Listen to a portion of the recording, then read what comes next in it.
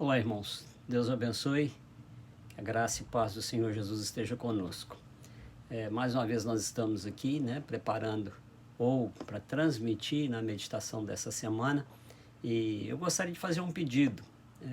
Eu disse e tenho dito que a minha intenção não é atingir, grupos, ou melhor, números, para poder avalizar o meu trabalho, avalizar o meu ministério. Na verdade, a nossa intenção é que a palavra do Senhor chegue, ao maior número de pessoas possíveis com essas meditações. Eu sei que nós temos no Brasil e no mundo muitas pessoas que têm muito mais capacidade, de transmitir essa palavra do que a nossa pessoa. Mas também, nós gostaríamos de aproveitar o tempo que nós estamos tendo aqui para poder também transmitir e ministrar ao coração daquelas pessoas que nós conhecemos e daquelas que nós não conhecemos. Então eu vou fazer um pedido que, se os irmãos puderem se inscrever no canal, compartilhar esse vídeo, compartilhar a mensagem aos seus amigos, às igrejas, eu vou ficar muito feliz e eu tenho certeza de que Deus vai ser glorificado. Ontem nós estivemos fazendo uma live sobre perdão e uma das pessoas que entrou deu um testemunho, que aprendeu muito, uma pessoa que não conhecia Jesus, mas que está querendo seguir o caminho. E depois de uma conversa particular com o pastor Algernon, do qual nós fizemos a live, ele disse que, como diz a própria Escritura, se houver um pecador que se arrependa, há festa no céu. Então, nosso desejo é que essa palavra possa atingir o maior número de pessoas possíveis. Por isso eu peço que os irmãos compartilhem, Aí eu vou ser dizer como aqueles profissionais, Dá aí o seu like, o seu dislike, Mas não é só na questão de números para poder provar alguma coisa para nós ou para que nós possamos nos encher de orgulho e comparação. É simplesmente para que a palavra do Senhor possa atingir o maior número de pessoas possível. Nessa semana, nós vamos estar falando um pouquinho sobre onde eu encontro uma saída. E nós vamos usar alguns textos, e o texto básico que eu gostaria de usar está lá em Provérbios, no capítulo 4, versículo 23. Diz o seguinte: sobretudo o que o Senhor, ou sobretudo o que se deve guardar, guarda o teu coração, porque dele procedem as saídas da vida. A palavra coração nesse versículo, habitualmente representa a mente, os pensamentos. Entretanto, pode ir muito mais além do ponto para representar também as nossas emoções, a vontade do nosso ser interior. O que o sábio está dizendo é: olha, de todas as coisas da vida, o que você precisa se preocupar, de fato, é uma relação com aquilo que você pensa, ou seja, aquilo que a sua mente projeta. Em outras palavras, ele está dizendo: quais são as suas convicções? Quais são as suas esperanças? Em que você tem firmado o futuro para a sua vida? Porque é exatamente dessa convicção, desse alicerce que sustenta a estrutura do nosso caminho, que procede todas as saídas da vida. E é por aqui que nós vamos adentrar na nossa reflexão, nosso modo de pensar nessa palavra que vamos dizer hoje. Com certeza todos nós já passamos por situações de pressão na vida. Situações onde nós ficamos desesperados, para encontrar uma porta de saída, ou seja, uma direção para encontrar um escape. E momentos em que às vezes nós somos levados, por não encontrar esse escape, nós somos levados ao desânimo. Nós achamos que nós estamos realmente num beco sem saída, lutando sozinhos, com aquela sensação de que Deus está muito distante de nós e que, por certo, nos abandonou. Por isso eu gostaria de pensar com vocês que, por mais difícil que seja a situação, nunca deixe de acreditar no amor de Deus para com a sua vida, para com a nossa vida, porque Ele sempre vai mostrar uma saída. principalmente nesses dias que nós estamos vivendo, que é um momento de pandemia, né? Que pessoas estão, na verdade, buscando saídas para resolver as suas situações de vida, situações financeiras, situações emocionais, onde tem que viver isoladas, né? E isso se torna mais difícil e a pressão cada vez maior sobre pessoas que não entendem realmente o amor de Deus. E às vezes a gente fica pensando que Deus não nos reserva a saída. E eu gostaria de pensar com vocês, né? Por mais difícil que seja a situação, então nunca deixe de acreditar que Deus nos ama e Ele sempre vai providenciar uma saída para nós. Portanto, né, o texto aqui em Provérbios, ele vai enfatizar, olha, de todas as coisas da vida, o que você precisa se preocupar de fato é quais são as suas convicções, quais são as suas esperanças, o que está sustentando a estrutura do teu caminho. Porque é exatamente disso que surgirá as saídas da vida. Ou seja, Deus não nos criou e depois nos largou, não nos jogou a nossa própria sorte. Não, não.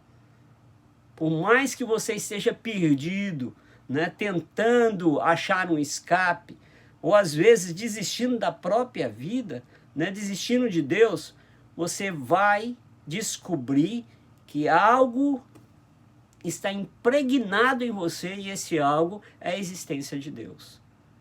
Jó disse, né, que a eternidade foi colocada no coração do homem. Então nós precisamos entender isso, que Deus vai estar trazendo sobre nós essas saídas. E eu gostaria de completar, né, ou estar meditando também sobre o Salmo 139. O Salmo 139 é maravilhoso.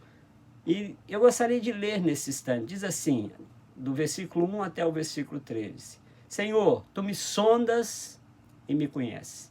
Sabe quando me sento e quando me levanto.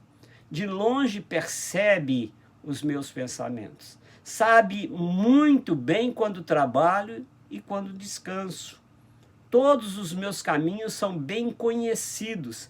Antes mesmo que a palavra me chegue à língua, tu já as conheces inteiramente, Senhor. Tu me cercas por trás e pela frente, e põe a tua mão sobre mim. Tal conhecimento é maravilhoso demais e está além do meu alcance. É tão elevado que eu não posso atingir. Para onde poderei eu escapar do teu Espírito? Para onde eu poderei fugir da tua presença? Se eu subir aos céus, lá estás.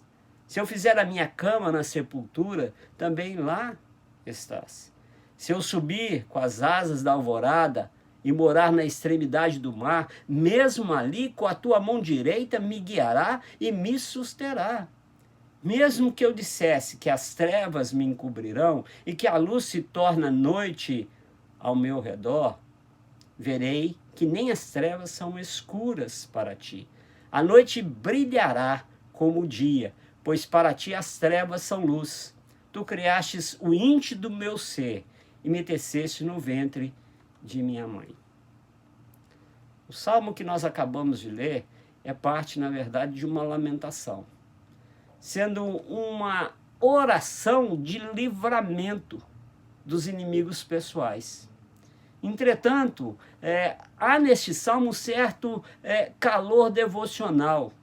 E algumas das grandes declarações são típicas não são típicas dos outros salmos de lamentações.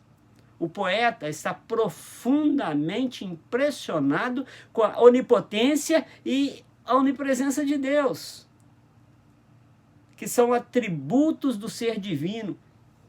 Ele está encontrando na sua própria experiência de vida que Deus é onipotente, que Deus é onipresente. Ele não está baseado nos escritos dos sábios. Ou seja, esse homem está envolto em Deus e não disse coisa alguma sobre a história de Israel. Não falou nada sobre o templo, porque na verdade, naquele momento, o templo de Deus estava sendo o seu próprio coração. O que o salmista está nos dizendo é que, por mais difícil que seja a situação, nunca deixe de acreditar no amor de Deus, pois, se Ele quiser, sempre nos mostrará uma saída diante de qualquer situação. Isso me faz lembrar uma história de um homem no século XIX. Essa história conta que um homem cristão no século XIX, que fora acusado, né, de um crime que não havia cometido, ele tinha sido escolhido para tomar sobre si a culpa de um outro homem influente no povoado onde ele morava. E durante o julgamento, o juiz, que estava envolvido nessa tramóia, insistia que ele se confessasse culpado. E o juiz prometia que, se ele confessasse, a sociedade, ou melhor, a comunidade ampararia os seus filhos e a sua esposa. Mas esse homem, ele cria piamente no Salmo 39, ou seja, na promessa de um Deus que nunca abandona. E ele segurava no peito com muita força a sua Bíblia e jurava que era inocente. Então, no andamento lá do julgamento do júri, sem provas concretas, o juiz simulou um julgamento justo e fez uma proposta final ao acusado. Eu vou escrever num papel a palavra inocente e no outro papel culpado.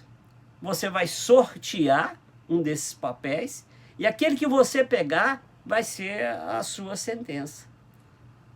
Mas o juiz, cúmplice daquela situação, preparou-lhe uma armadilha. Achando que aquele homem acusado não tinha percebido que ele escreveu nos dois papéis a palavra culpado. De maneira que não existia nenhuma chance daquele homem se livrar da forca. Ou seja, não havia saída para aquele homem, não havia direção, não havia escape. Mas aquele homem, ele tinha percebido a armadilha e começou a orar baixinho. Senhor, tu me sondas e me conheces. Tu me cercas por trás e pela frente e põe a tua mão sobre mim. Se o Senhor quiser levar minha vida por meio desse ato de injustiça humana, eu aceito. Mas se ainda tens uma saída, dá-me a tua luz. E naquele instante, Deus iluminou, né, a mente daquele homem, né, e disse para ele, pegue o papel e coma. E ele rapidamente pegou um dos papéis e colocou na boca e o engoliu. E o juiz gritou, né? O que você está fazendo? Como é que nós vamos saber agora a sua sentença? Gritou o juiz. E aquele homem respondeu ao júri, é muito fácil saber a minha sentença. Basta olhar o papel que sobrou e vocês vão ver o que eu engoli. A palavra contrária ao que está aqui. Ou seja, não havia mais como condenar aquele homem e ele foi absolvido. Moral da história. Por mais difícil que seja uma situação, nunca deixe de acreditar no amor de Deus, pois Ele, se Ele quiser, nos mostrará uma saída diante de qualquer situação. Por isso, eu quero repetir de novo. Quais são as suas convicções? Quais são as suas esperanças? Em que você tem firmado o futuro da sua vida? E qual é o alicerce que sustenta a estrutura do seu caminho?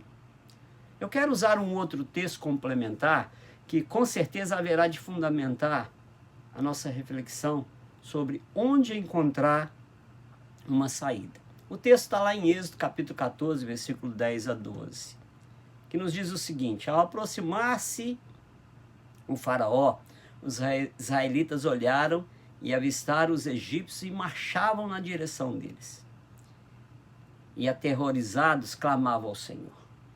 Disseram a Moisés, foi por falta de túmulos no Egito que você nos trouxe para morrermos no deserto?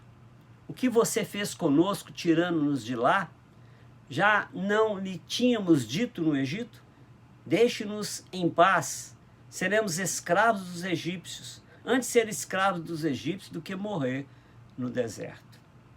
Capítulo 14 de Êxodo é um verdadeiro enigma, nós podemos dizer assim. Eles estavam num verdadeiro beco sem saída. Todos conhecem a história. povo do Egito, o povo de Israel sai do Egito, né, com permissão de Faraó, depois das 10 pragas, né, e eles seguem no deserto para a terra prometida. Conta-se, né, que na contagem do censo lá eram 600 mil homens de guerra, ou acima de 20 anos. E calculando-se a quantidade de israelitas que saíram, dava mais de 3 milhões de pessoas. Uma grande multidão. E eles seguem caminho, né? E no capítulo 13, e nos primeiros versículos de 14, Deus ordena que o povo retrocedesse e se dirigisse para o sul. O objetivo era evitar, na verdade, que aquela grande nação que era escrava, que estava acostumada a fazer tijolos, não estava preparado para a guerra, então que eles não fossem dirigidos, né, para a região dos amalequitas e dos filisteus. Aqueles povos, sem dúvida, provocariam guerra contra os israelitas. Mas também um caminho mais curto que Deus dirige, que é o sul, era um caminho desaconselhável. E dessa contramarcha resultaria que os filhos de Israel seriam levados para junto do Mar Vermelho. Aqui está justamente a dificuldade. Deus não conseguiu que o exército, por ele acompanhado e se dirigisse para o norte por causa da guerra, mas dirigiu para o sul e levou toda aquela nação de frente para o mar, onde seria impossível ultrapassar. Esse texto nos mostra, portanto, o momento em que o povo de Deus ficou encurralado entre o Mar Vermelho e os egípcios. Nesse caso específico, era um povo incrédulo, que cria. Ué, pastor, era um povo incrédulo que cria? Ou seja, eles acreditavam na existência de Deus, sim, mas não entendiam os planos do Senhor. Nos dias de hoje seria como dizer que eles não entendiam que Jesus é o plano melhor e nunca chega atrasado. Por isso, como crentes, no versículo 10, eles pediram ajuda divina. Aterrorizados, clamavam ao Senhor. E como descrentes, quer dizer, como incrédulos, eles reclamavam do seu líder. Versículo 11 diz: foi por falta de túmulos no Egito que você nos trouxe para morrermos no deserto? E agora, como desanimados, no versículo 12, parte final, eles declaram a sua sentença: seremos escravos dos egípcios, antes seremos escravos dos egípcios do que morrer no deserto. Para que possamos entender o enigma do capítulo 14, nós precisamos agora ler o versículo 1 e 4 do próprio capítulo, que diz o seguinte: diz o Senhor a Moisés: diga aos israelitas que mudem de rumo e escape perto de Pinharode, entre Migdol e o mar. Acampe à beira do mar, defronte a Baal-Zefon. Faraó pensará que os israelitas estão vagando confusos, cercados pelo deserto. Então endurecerei o coração de Faraó, e eles os perseguirá. Todavia, eu serei glorificado por meio de Faraó e de todo o seu exército, e os egípcios saberão que eu sou o Senhor. Que coisa interessante, por não dizer que coisa maravilhosa. Antes mesmo do povo chegar diante do Mar Vermelho, Deus havia preparado todo aquele cenário. Seria uma vitória magnífica. Seria não, foi uma vitória magnífica. Um povo sem qualquer arma, sem qualquer estrutura de exército, sem qualquer experiência na guerra, veria seu inimigo fortemente armado, equipado para a guerra, ser derrotado diante dos seus olhos pelo simples poder de Deus, engolidos pelo mar. Por isso, com toda certeza, todos nós já passamos por situações de pressão na vida. Situações onde ficamos desesperados, querendo encontrar uma porta de saída, ou seja, uma direção ou um escape. Momento, às vezes, irmãos, que nós somos levados ao desânimo, levados ao desespero. Achamos que estamos realmente sem uma saída, sem um beco, ou estamos num beco sem saída, lutando sozinho, com aquela sensação de que Deus está muito distante de nós. ou que nos abandonou. Eu quero usar aqui para exemplificar melhor a nossa meditação uma hipérbole, ou seja, uma figura que representa as verdades que o texto está dizendo. E especificamente, uma hipérbole metafórica, ou seja, uma figura comparativa, né, que pode nos ilustrar as figuras que estão no texto. Eu quero usar 4 figuras que marcaram a vida deste povo, e com toda certeza, metaforicamente falando, pode marcar a sua vida, a nossa vida. Primeira figura é o exército egípcio. Nós podemos pensar nessa figura como sendo as forças espirituais do mal e as tendências mentais que visam a nossa destruição. Forças que querem nos destruir. Quantos de nós somos atacados muitas vezes por essas forças espirituais? A Bíblia usa essa figura metafórica em várias ocasiões. Eliseu, lá em 2 Reis, capítulo 6, 17, ele viu as hostes angelicais com carros e cavalos. Josué, no capítulo 5 do seu livro, versículo 13, Josué viu uma teofania que se chamava Príncipe do Exército do Senhor. Lá em Apocalipse se refere aos finais dos tempos como uma batalha entre as forças do bem e as forças do mal, e que o Senhor aparecerá como capitão do exército dos céus. Fala também que o Senhor derrotará o exército de Satanás, lá no versículo 19. Portanto, esses são termos metafóricos que indicam forças espirituais que controlam os destinos dos homens. Uma guerra espiritual, nós podemos dizer. Qual é seu exército inimigo? Quais são as forças espirituais do mal que estão tentando te destruir? A segunda figura que eu quero usar é o próprio deserto. Ele pode representar o escoamento, a dissipação, o esvaziamento das nossas forças. Um lugar onde nos sentimos frágeis, desanimados. Aliás, às vezes Deus nos coloca em desertos para que ali nós possamos aprender e experimentarmos muito do seu poder e principalmente do seu cuidado sobre as nossas vidas. O profeta Isaías usa a figura do deserto para atrair ou para tratar de ideias como solidão, como tentação, como perseguição. E eu te pergunto, quais são os seus desertos? O que é que tem levado você a se sentir frágil, desanimado? Quais são as situações que têm te levado você a um beco sem saída? A terceira figura que eu quero expressar, usar aqui, é o mar. Na Bíblia, o mar é símbolo do mundo, ou seja, a dimensão do mundo em que nós estamos vivendo. Representa nossas limitações. A Bíblia diz que o homem pecou. Isso é, escolheu seu próprio caminho e assim ele criou o que nós chamamos mundo. Quer dizer, esse sistema de vida separado de Deus. E quem é absorvido por esse sistema está morto. Provavelmente por não haverem sido um povo marítimo, os hebreus encaravam o mar com um temor e com muita suspeita. Em muitos textos da Bíblia, o mar torna-se um símbolo de agitação. Nós podemos lembrar que Jesus enfrentou 2 tempestades no mar. E aquilo causou pavor aos discípulos. Então o mar representa símbolo de agitação, de instabilidade e também de pecado nas massas da humanidade. O profeta Isaías, lá no capítulo 57, versículo 20, diz assim: mas os ímpios são como o mar agitados, incapazes de sossegar, e cujas águas expelem lama e lodo. E eu pergunto, qual é o seu mar? O que tem te levado a uma vida agitada e instável?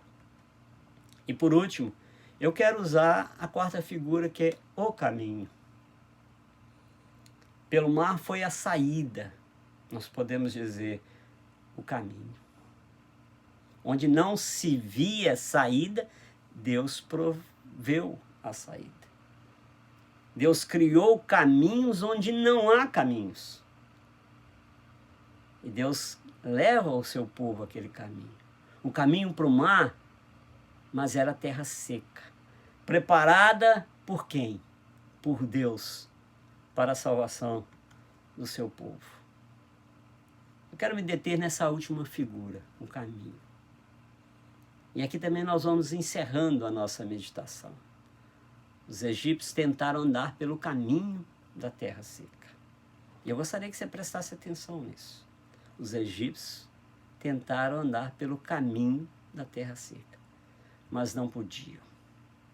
Aquele caminho não era o meio ambiente dos egípcios. Não era o meio ambiente deles. Porque os seus corações estavam cheios de ódio, desejo de destruição, desejo de morte.